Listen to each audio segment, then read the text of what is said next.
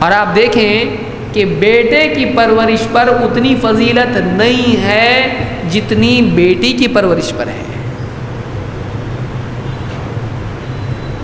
بیٹے کی پرورش بہت اچھی بات ہے، بیٹے ناراض نہ ہوں، لیکن یقین مانیے بیٹے کی پرورش پر اتنی فضیلت خاص طور سے جس کو اتنے بیٹے ہوں اور وہ ایسا کرے تو ایسا نہیں آیا حدیث میں، لیکن بیٹی کے بارے میں آیا ہے۔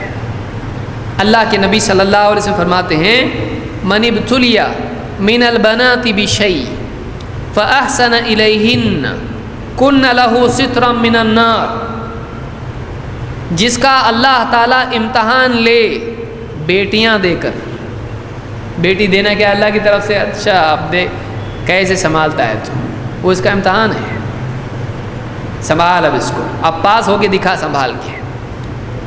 من ابتلی من البنات بشیء، جس کو بیٹیوں کے ذریعے سے آزمایا جائے، اس کا امتحان لیا جائے، فاحسن الیہن، تو بیٹیاں پانے کے بعد میں وہ ان بیٹیوں کے ساتھ میں اچھا سلوک کرے، کیا ہوگا؟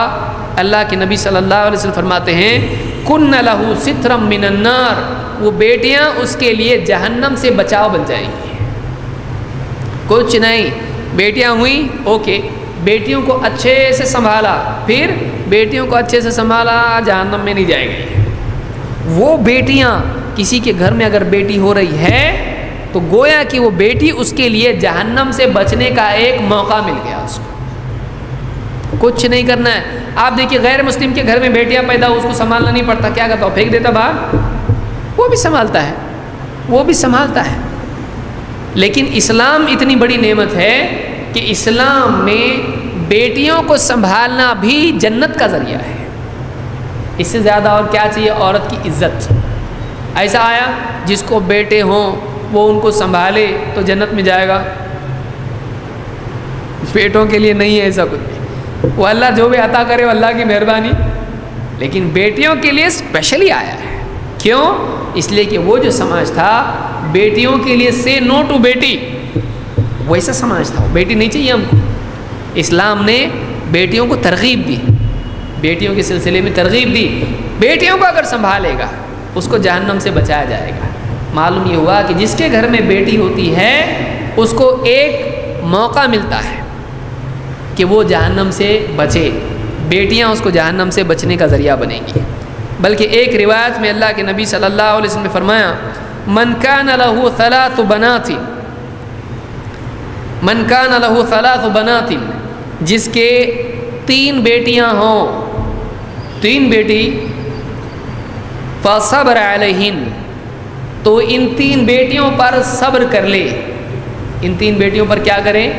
صبر کرے، فرسٹریٹ نہیں ہو۔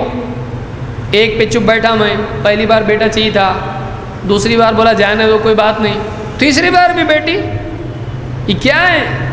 فصبر علیہن، شکایت نہیں کی اس نے اللہ کی، بیٹا چاہیے مجھ کو، فصبر علیہن، اس نے صبر کیا، وَأَطْعَمَهُنَّ وَسَقَاهُنَّ وَكَسَاهُنَّ مِنْ جِدَتِهِ، اس نے اپنی طاقت کے بقدر کوشش کر کے، اسٹرگل کر کے ان کو کھلایا پلایا، اچھا پہنایا، اچھے سے کھلایا، اچھے سے ان کو پلایا، اچھے سے ان کو پہنایا، ان کا خیال رکھا۔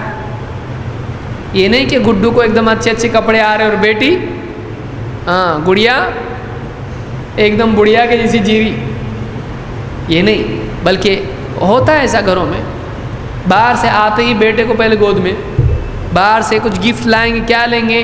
بیٹے کے لیے کچھ لا رہا، فَأَطْعَمَهُنَّ وَسَقَاهُنَّ وَكَسَاهُنَّ مِنْ جِدَتِهِ، اس نے ان کو کھلایا پلایا اور اچھا پہنایا اپنی طاقت کے بقدر، کوشش کر کے۔